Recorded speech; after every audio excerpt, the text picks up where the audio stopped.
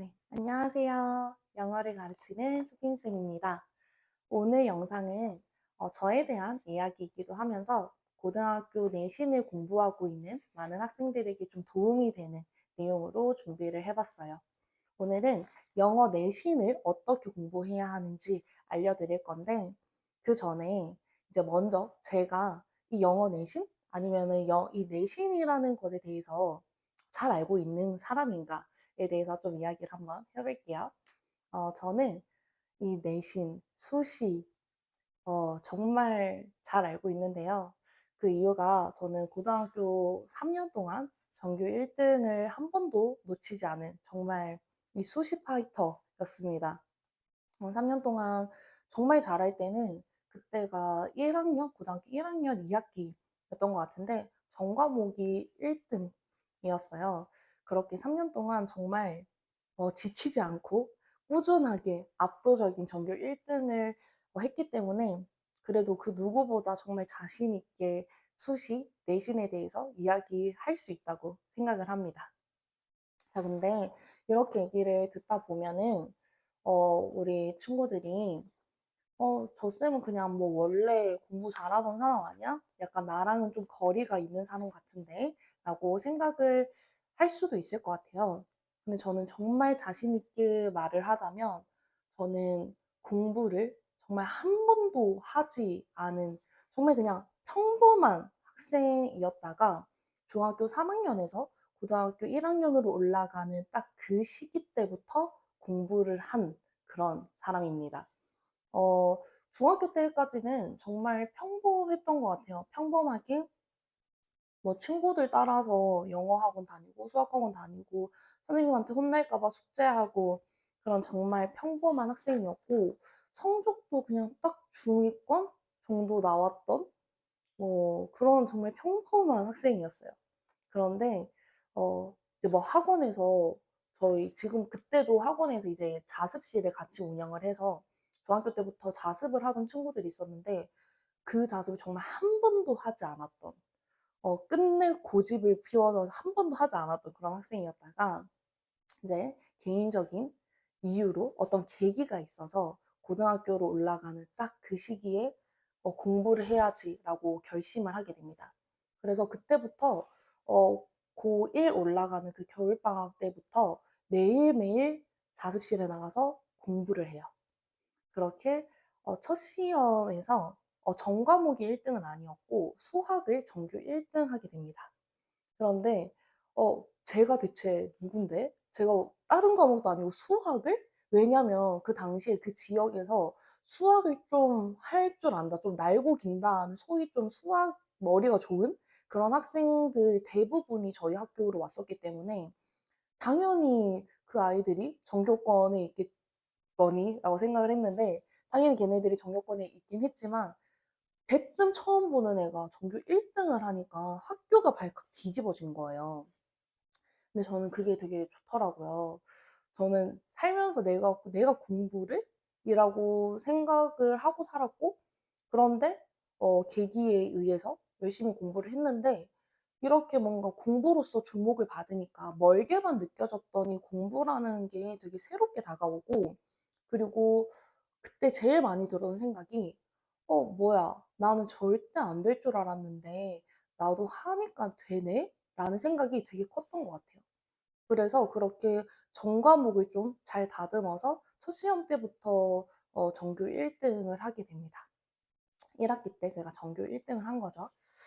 그렇기 때문에 저는 막 너무 거리감 가질 필요는 없고 정말 공부를 한 번도 해보지 않았던 제가 고등학교 3년 동안 전교 1등을 할 수 있었던 그 이유에 대해서 오늘은 이 영어 내신에 대해서 좀 이야기를 한번 해볼까 해요. 자, 그럼 이제 고등학교 영어 내신의 키워드를 하나 꼽으라면 반복이에요, 반복. 이 영어 내신은 뭐 다른 과목도 마찬가지인 과목들이 몇 개 있긴 하지만 영어 내신의 가장 큰 장점은 범위가 정해져 있다라는 거예요. 즉, 우리가 외워야 하고 공부해야 하는 지문이 정해져 있단 말이에요. 그렇기 때문에 뭐 수학과 같은 과목은 똑같은 문제가 나오진 않잖아요. 그런데 이 영어 반복되는 지문, 똑같은 지문이 나온다라는 장점을 우리가 좀 살려서 공부를 할 필요가 있습니다. 그래서 반복을 열심히 해야 되는데 음, 당연히 반복을 하다 보면은 뭔가 암기가 되겠죠. 그런데 여기에서 제가 말씀드리고 싶은 이유는 통암기는 안 했으면 좋겠어요. 이 통암기는 좀 지향하는 방향으로 가야지 고등학교 내신을 좀 꾸준히 좀 꾸준하게 상위권을 유지할 수 있는 게 통암기가 좋은 방법이라고 생각하진 않습니다. 저도 통암기를 중학교 때는 뭐 안 외우면 저 때는 사실 체벌이 가능했기 때문에 뭐 몽둥이 맞고 그래서 무서워서 외웠었어요. 근데 그때는 외울 수 있는 양이었고 고등학교는 사실 다른 과목도 할 게 너무 많고 영어 지문이 일단 너무 길고 범위도 많은데 그거를 다 외우기엔 학교 시험에 딱히 도움이 되는 것 같지도 않단 말이에요.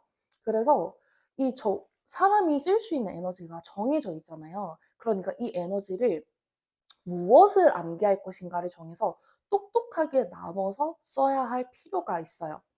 자, 그러면은 이 무엇을 암기해야 하는가? 저는 저희 학생들한테도 그렇고, 제가 공부를 할 때도 그랬지만, 정말 영어에서는 일단 단어를 무조건 외워야 돼요. 저는 학생들한테도 뭐 외우라는 말을 많이 하진 않는데, 단어는 외워줘야 돼요. 자, 근데 이 단어를 당연히 범위 안에 있는 뭐 교과서 아니면 부교재 속, 모의고사 속 단어를 외우겠죠? 자, 그런데 포인트는 그 주어진 단어만 외워서는 안 됩니다. 그게 아니라 유의어와 반의어를 같이 찾아서 봐야 돼요. 자, 그런데 지문 안에 있는 모든 단어를 내가 유의어와 반의어를 찾을 거냐? 그건 또 아니죠. 자, 뭘 해야 되냐? 지문마다 주제문이 있을 거예요. 딱 주제를 나타내는 문장이 있거나 아니면 주제와 가장 가까운 문장이 있을 건데 그 문장 속에 있는 주요 어휘들 그리고 뭐 대명사나 뭐 그런 표현들을 빼고 그 딱 주요 어휘들은 이제 네이버 사전에 검색을 하거나 아니면 구글에 검색을 하면 유의어가 나와요. 그러니까 그 유의어와 반의어를 적어두는 거예요. 자, 그런데 이 적어둘 때도 포인트는 뭐냐? 좀 필기를 분산시켜서 하지 말고 단권화를 해서 만약에 내가 학원을 다니지 않고 혼자 공부를 한다라고 하면은 학교 교재 아니면 학교에서 주는 프린트에다가 다 필기를 해두고 나는 학원을 다니면서 학원 교재를 중점으로 공부를 한다라고 하면은 그 교재에다가 단권화를 시키세요. 꼭 어디가 됐든 그래야지 내가 나중에 시험 기간에 정신이 없을 때 아니면은 한 권을 가지면서 이제 막 뭐 이동을 하거나 밥 먹을 때 보고 싶을 때 한 권이면 해결이 될 수 있도록 단권화를 해서 한 권에다가 유의어와 반의어를 꼭 적어두세요. 그게 조금 익숙해지다 보면은 이제 꼭 주제문뿐만 아니라 그냥 지문 안에 있는 주제와 연관된 어휘들을 조금 찾아 나가면서 이 유의어와 반의어 학습을 조금 확장시켜 나가는 거예요. 자, 일단 그래서 먼저 주제문에 있는 유의어 반의어를 꼭 정리하는 것. 자, 그리고 두 번째가 뭐냐? 아까 제가 뭐 이게 좀 확장되면은 지문 주제와 관련된 단어들을 이제 유의어 반의어를 찾는 거라고 했는데 여기에서 이 주제와 관련된 좀 지문의 구조와 관련된 단어라고 하면은 연결사예요. 연결사. 학교 시험에는 그냥 대놓고 연결사 추론처럼 연결사 빈칸 뚫어놓고 넣는 것들도 나오고 순서 배열이든 문단 삽입이든 문장 삽입이든 이 뭔가 연결사가 키가 되는 문제가 생각보다 되게 많거든요. 그래서 학교 이제 지문 안에 있는 주요 연결사들은 유의어들을 다 찾아서 넣어두는 거예요. 자, 그런데 여기서 이 연결사의 특성상 꼭 약간 1대1로 대응이 되지 않을 때가 많아요. 그 이게 무슨 말이냐면 뭐 우리가 그냥 우리 영어로만 봤을 때는 what's more 이라는 표현이 있을 때 뭐 furthermore가 같은 뭐 그런 연결사들만 생각하기 쉬운데 우리말과 대조를 해서 보면은 여기 나와 있는 what's more 더욱이라는 표현이 뭔가 대신에 라는 표현과 자연스러운 경우가 있거든요. 그러니까 여기서 포인트는 꼭 영어 단어로만 1대1 대응시켜서 유의어와 반의어를 찾는 게 아니라 연결사 같은 경우에는 우리말, 주어진 해석본을 보고 그 해석에 해당하는 우리 그 영어의 연결사들도 찾아서 정리할 필요가 있다라는 거죠. 그래서 주제와 관련된 주요 어휘들 그리고 연결사는 꼭 유의어와 반의어를 정리해 두세요. 자, 그리고 두 번째가 뭐냐? 구문 분석을 해야 되는데 이 구문 분석은 단계별로 해야 해요. 자, 제가 영어 내신의 가장 포인트가 반복이라고 했잖아요. 자, 그런데 그냥 내가 무조건 뭐 교과서 10회독 10번 보면은 시험이 잘 나오냐? 그건 아니에요. 그게 아니고 내가 만약에 10회독을 할 거예요. 그러면은 각 회독마다 무엇을 중점적으로 볼 거냐라는 뭔가 키포인트를 잡고 해독을 해야지 그 다회독의 의미가 있는 거지. 그냥 무조건 10회독 한다라고 해서 성적이 잘 나오냐? 그건 아닙니다. 그래서 이렇게 반복적으로 볼 때 꼭 그 회독마다 이 아니면은 단계마다 포인트를 잡아야 돼요. 그래서 이 구문 분석을 할 때는 자, 어떤 포인트로 봐야 되냐? 처음에 볼 때는 일단 구문 분석도 일단 진행하지 않고 그냥 내용 위주로만 보는 걸 추천드립니다. 한 1회독에서 2회독 정도 할 때는 그냥 단어들 위주로 그리고 내용과 주제 위주로 보고 이제 한 3, 4회독 들어갈 때는 구문을 꼭 봐야 하는데 구문도 어떤 순서로 보는 게 좋냐면 첫 번째로 볼 때는 절 기준으로 끊으세요. 자, 한 문장 안에 여러 가지 절이 들어가 있을 거예요. 그 절의 기준으로, 즉, 주어와 동사가 시작되는 그 절의 시작의 기준으로 한번 끊어보세요. 자, 그리고 영어의 포인트는, 어, 절이 나왔는데, 새로운 절을 내가 드릴 거다? 그러면은 반드시 적어줘야 하는 개념 있죠. 접속사예요. 자, 그 접속사를 두 번째 회독을 할 때는 표시해보세요. 접속사가 있는 경우도 있고 없는 경우도 있을 거예요. 자, 그러면 없는 경우에는 어떤 접속사가 생략되어 있지? 그리고 왜 이 경우에는 생략이 가능한지를 한번 따져보세요. 자, 그리고 이 접속사라고 하면은 영어에서는 크게 두 가지예요. 그냥 우리가 아는 뭐 부사절 접속사, as나 because, when 같은 접속사가 있고, 그리고 관계사가 있습니다. 그래서 크게 이렇게 두 가지 종류의 접속사를 보고 내가 구분한 절을 한번 표시해 보는 거예요. 자, 그게 두 번째 단계이고, 세 번째 단계가 뭐냐면 문장 안에 있는 수식어와 핵심어를 구분해 보는 거예요. 특히 긴 문장일수록 그 문장 안에 있는 모든 단어와 표현이 핵심이냐? 아니에요. 그게 아니라 핵심이 되는 주어, 그리고 목적어, 보어, 그리고 서술어 동사가 있을 거예요. 그리고 그 주어를 꾸며주는 아니면 동사를 꾸며주는 말들이 있을 거란 말이에요. 그래서 그냥 뭐 수식어, 핵심어, 뭐 주어, 목적어 이런 전문적인 용어를 사용하지 않아도 그냥 이 문장의 핵심이 뭔지 알 수 있게끔 수식어와 핵심어를 구분해 두세요. 이거는 이 연습은 정말 장기적으로 봤을 때 영어 구문을 분석하는데 꼭 도움이 될 거예요. 자, 그러니까 선생님이 말한 대로 1단계 절 한번 구분해 보는 거, 두 번째로 그 구분된 절에 들어가 있는 접속사 표시해 보기, 그리고 세 번째가 수식어와 핵심어 구분해 보기입니다. 그래서 뭔가 단계별로 꼭 내가 어떤 것을 목표로 두고 이 단계를 수행할 거냐를 잡고 들어가 줬으면 좋겠어요. 자, 그리고 이렇게 내가 내용도 보고 구문도 봤다 한다면은 세 번째로는 이제 문제를 풀어봐야겠죠. 자, 문제는 많이 푸는 게 사실 좋기는 해요. 자, 그런데 이 많이 푸는 게 중요하다라는 이유가 뭐냐면은 사실 지문마다 자주 나오는 유형이 있어요. 이 지문은 대명사 추론이 유독 많이 나오네? 아니면은 이 지문은 순서 배열이 유독 많이 나오네? 이 지문은 주제 추론이 많이 나오네 하는 게 있단 말이에요. 그렇기 때문에 지문마다 어떤 특징을 가지고 있는지를 파악해야 하고 그리고 두 번째로 문제를 풀고 나서 오답을 해야 돼요. 오답. 우리 지금 모의고사 준비하는 게 아니고 내신 시험 준비하는 거잖아요. 그렇기 때문에 이 오답을 봐야 되는데 어떻게 봐야 하느냐? 선지 분석을 반드시 해야 합니다. 자, 맞춘 문제든 틀린 문제든 지문마다 선지에 나오는 사용되는 단어가 조금 제한적일 거예요. 왜냐면은 유의어와 반의어를 사용해서 사용을 하거나 아니면은 이 주제를 나타내는데 사용되는 단어가 정해져 있단 말이에요. 그렇기 때문에 이 지문에 어떤 단어들이 보기로 자주 나오는지 이거를 꼭 봐야 돼요. 그리고 주제문 같은 것도 어떤 내용으로 다른 선지들을 구성해서 헷갈리게 만드는지를 봐야 합니다. 그렇기 때문에 문제 풀고 선지 분석하는 거 꼭 해주세요. 자, 그러면은 이제 이렇게 우리가 하다 보면은 그래도 최소 5회독은 했을 거란 말이에요. 자, 그러면은 이 반복을 했을 때 내가 그냥 무작정, 나 교과서 그래도 5번은 본 것 같아. 이거 말고, 이제 한 시험이 일주일 정도 남았다. 정말 코앞으로 다가왔다라고 한다면은, 정말 아무런 필기가 되어 있지 않은 지문 있죠. 프린트 같은 거. 자, 그런 것들을 한번 보면서 내가 이 지문의 내용이 기억나는가? 그리고 이 지문의 주제가 보이는가? 자, 그리고 세 번째로 각 지문마다 특수한 구문이 있을 거예요.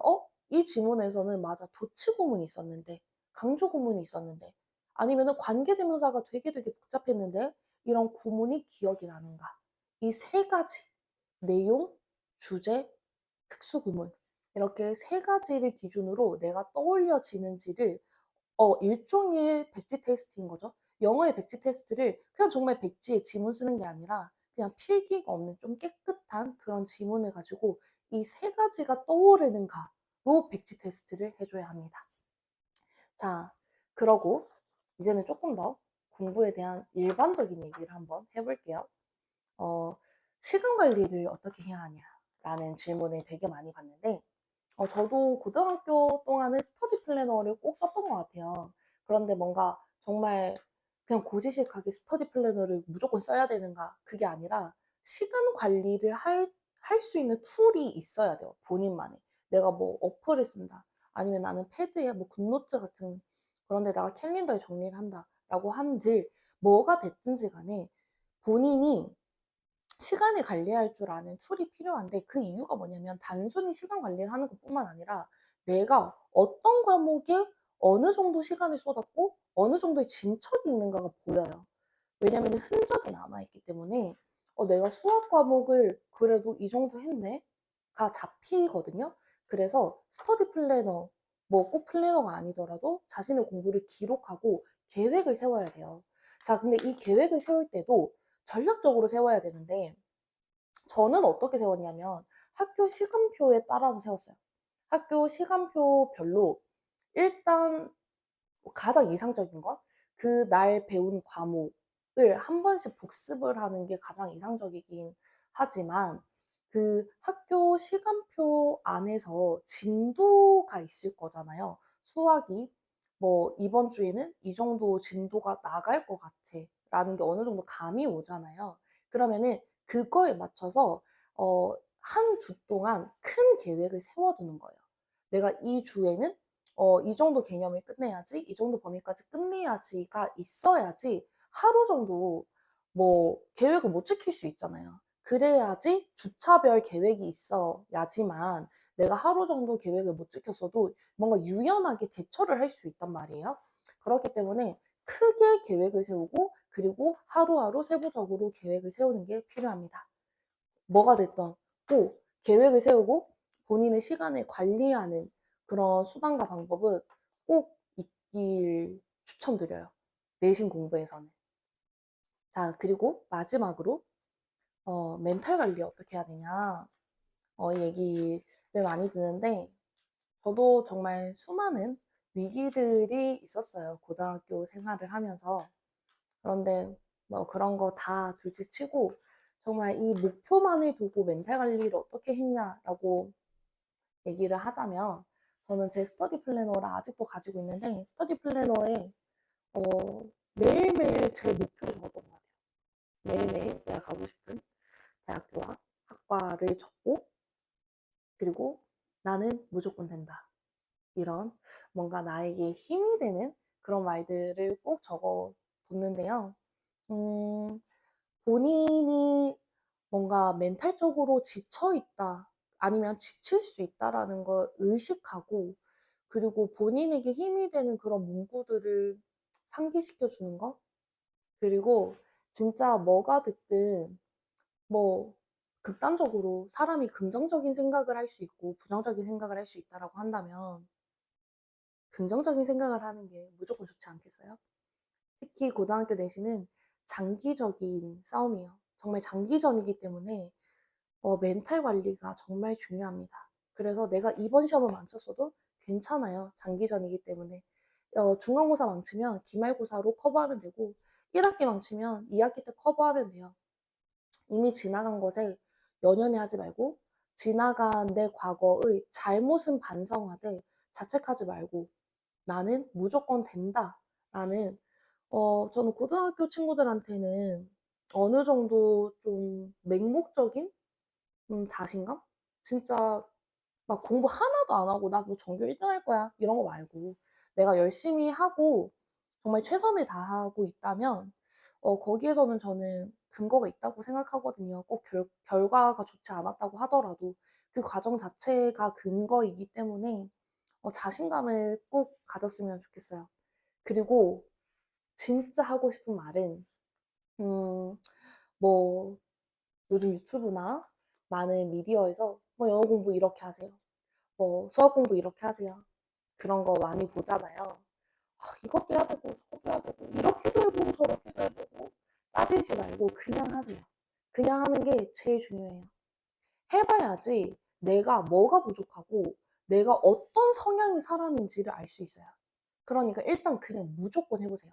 상위권 학생들이 그냥 진짜 머리가 좋아서 상위권이냐? 저는 절대 아니라고 생각합니다. 제가 뭐 남들보다 IQ가 좋고 그냥 뭐 타고난 천재냐? 절대 아니에요.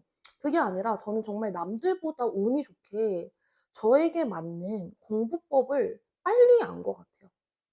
근데 이 공부법을 막 내가 책도 읽어보고 영상도 보고 해서 알 수 있는 게 아니에요. 그런 공부법을 해봐야지 나한테 맞는지 맞지 않는지를 알 수 있어요.